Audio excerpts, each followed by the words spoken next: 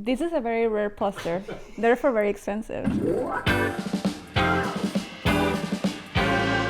Hi, I'm Amalia Ulman, and I'm with MUBI at Posteritati, talking about some posters that I like.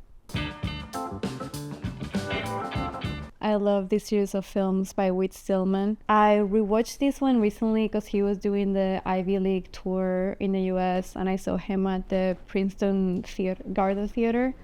It was great. Also, I remember that very vividly because it was the day that an apartment I moved into in the Upper West Side got approved for me to move in. And this film is all about the differences between the Upper West Side and the Upper East Side, which is where I was moving from. I really love the whole trilogy. I particularly like Barcelona. I always thought it was a very good representation of Spain. He spent a while in Madrid in the 80s. The poster for Barcelona, actually, it's on Seinfeld twice when they go to the cinema. It's on the background. Yeah, she was very, very good. This film I find very funny because one of the characters, much like my boyfriend, he's a commie who doesn't read fiction. So there's a lot of discussions between him and the female character about like fiction and non-fiction, and like, you know, in this way it's sort of like how it's more masculine to only read non-fiction or something like that. I love Bob Fosse. I love all that jazz, and I love Cabaret. I know all of the songs, and I learned to do all the dances and all the acts in the film when I was a teenager. But it was a secret, so I would just do it in my room. But I've never performed it for anybody. I watched it first, I think, like as a preteen or teenager. I think I saw a lot of films from the 70s during that time, and a lot of them are obviously about Nazism, but the style is always very similar, like the way they're filmed, and like the costumes look very similar. It's like 70s, 30s, 20s, 30s, and I used to be very put off by that aesthetic.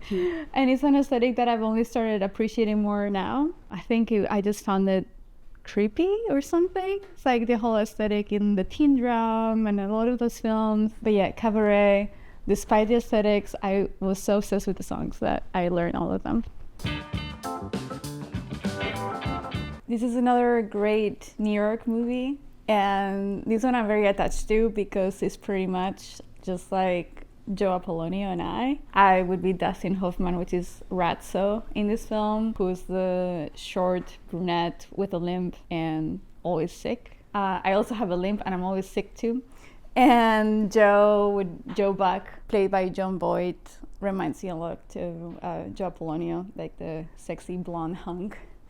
And it would be a great Halloween costume, I think. I think this year we could probably do it. Yeah, it's such a great New York movie from the time. They also go to this party, I guess downtown, that is supposed to be the factory, Andy Warhol's factory or something. In Magic Farm, the last scene, which is us inside the bus, we were sort of trying to recreate the ending in Midnight Cowboy.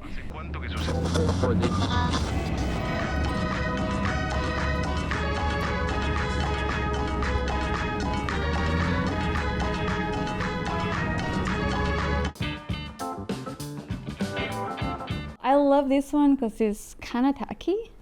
It's very telenovela, and I love that for this film. Also, it says Charles Jourdan Cinema Collection, and that's a shoe brand. So it's also giving shopping mall and like women's magazine, anything like that, which I'm really attracted to. Yeah, I love this. Obviously, it's a Japanese graphic. I love Japanese movie programs and Japanese posters in general. But what I find, I don't know much about this, like the Charles Jourdan Cinema Collection, but that company went bankrupt, stopped existing not long after this poster was made. It's a shoe company that in the 60s would make the shoes for Christian Dior and I think Pierre Cardin as well. And I should be gatekeeping this, but there's a lot of really good vintage Charles Jourdan shoes and handbags from the 80s and the 90s before the company collapsed. I watched this film when I was very young, and I went through like a Dogma 95 phase when I was a teenager, and I watched all the films and I cried myself to death. I've heard Chloe describing Magic Farm as Dogma because my character was filming within the film and we used a lot of that footage. I think I always liked that sort of like naturalism. I'm not opposed to like working on sets or whatever, but I personally always like working with natural light and like real settings. My favorite part is location scouting and finding really good locations that are good as they are instead of faking them. So I don't know if that's Dogma related, but well, from all the posters that I've chosen, I think this one shows my sensibility the most. I love when posters are very simple, very simple like this.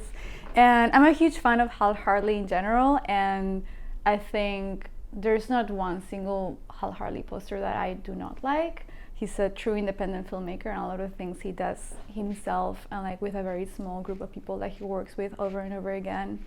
And he's great at telling New York stories, but especially Long Island stories, which is where he's from. I think what I like the most about Hal Hartley, and which is also apparent in like Simple Men, is that he creates these working class characters with artistic inclinations that you don't really see in film too much, like a garbage man that's a poet, or somebody who's like from a poor background but is a philosopher or something, you know. And I like seeing that because I think it's pretty uncommon, and I love his sense of humor. Another thing that is very Hal Hartley is that he's a Catholic, and I also don't see much of like Catholicism in American movies, and so there's a lot of nuns, a lot of really cool nuns in his films. Thank you for watching this video, and thanks for listening to me rant about all these posters and all the fun facts that I have about them. My film Magic Farm is out in theaters right now, and I guess it will be streaming soon. Thank you, MUBI, for inviting me here.